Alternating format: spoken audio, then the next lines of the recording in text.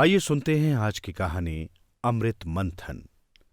दूर, बहुत दूर मेरू नाम का एक सुनहरा पर्वत है। जब किसी बात पर विचार करना होता है, देवतागण इस पर्वत पर मिलते हैं। किसी समय संसार दो जातियों में बटा था, देवता और असुर। वे अपना प्रभुत्व जमाने के लिए एक दूसरे से लगातार लड़ते रहते थे। उन्होंने एक दिव्य पेय अमृत का नाम सुन रखा था, जो अमृतत्व प्रदान करने वाला पेय था। जो एक बार इसका पान कर लेता, वो कभी बूढ़ा नहीं होता था। अमृत एक छोटे से घड़े में समुद्र के तल में स्थित था। देवता और असुर उसे निकालने के लिए समुद्र को मथना चाहते थे। उन्होंने निश्चय किया। सर्पों में सर्वाधिक बलशाली सर्प वासुकी को बुलाकर उन्होंने सागर को मथने में उसकी सहायता मांगी। फिर उन्होंने एक विशाल पर्वत को उखाड़ा और सागर तट पर जा पहुंचे। हे समुद्र, वे बोले, हम दिव्य पेय प्राप्त करने के लिए आपका जल मथने आए हैं। तथास्तु, सागर ने उत्तर दिया। फिर वे कच्छप राज के पास गए और बोले, महाराज, आप हमारी सहायता करें। यदि हम पर्वत को सागर में डालेंगे तो वो डूब जाएगा, परंतु यदि आप उसे अपनी पीठ पर धारण कर लें तो हम सागर का मंथन करके अमृत पा सकेंगे। कच्छप राज मान गए। वे सागर के तल में चले गए और उनकी पीठ पर पर्वत स्थापित कर दिया गया। वासुकी ने स्वयं को पर्वत के चारों ओर लपेट लिया। देवताओं ने उसकी पूंछ पकड़ी और असुरों ने उसे सिर से पकड़ लिया। इस तरह उन्होंने महासागर का मंथन किया।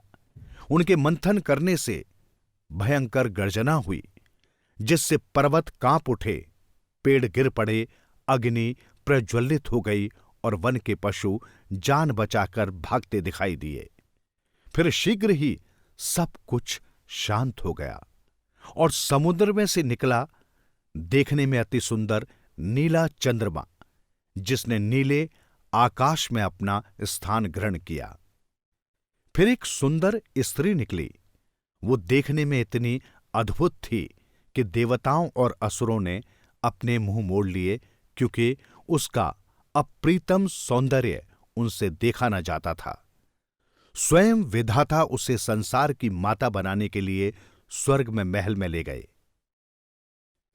उस स्त्री के बाद एक अनोखा श्वेत घोड़ा निकला। फिर ऐसे रत्न जो कभी किसी ने न देखे हों। ये सब देवताओं में बांट दिए गए।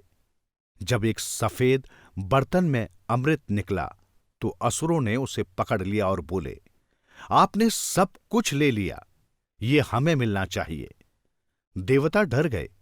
अतः विधाता ने एक सुंदर युवती को भेजा, जिसने असुरों के समक्ष इतना सुंदर नृत्य प्रस्तुत किया कि वे अमृत को तो भूल ही गए।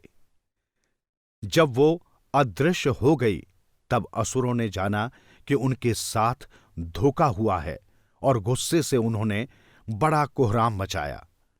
असुरों में से एक राहु देवता का भेष बनाकर देवताओं के बीच अमृत का घूंट पीने जा बैठा। पर जैसे ही उसने एक बड़ा घूंट पिया, उसे पहचान लिया गया और उसके अमृत निगलने से पूर्व ही उसका सिर काट दिया गया। अब ये तो सूर्य व चंद्रमा ही थे जिन्होंने ये सब कुछ देखा था और राहु को चुपके से देवताओं में सम्मिलित होते भी देखा था।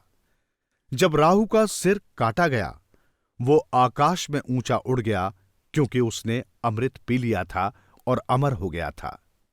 जब कोई तुमसे कहे कि ग्रहण लग रहा है, तो तुम समझ जाओगे कि ये राहु ही है, जो सूर्य या चंद्रमा को निगलने का असफल प्रयास कर रहा है।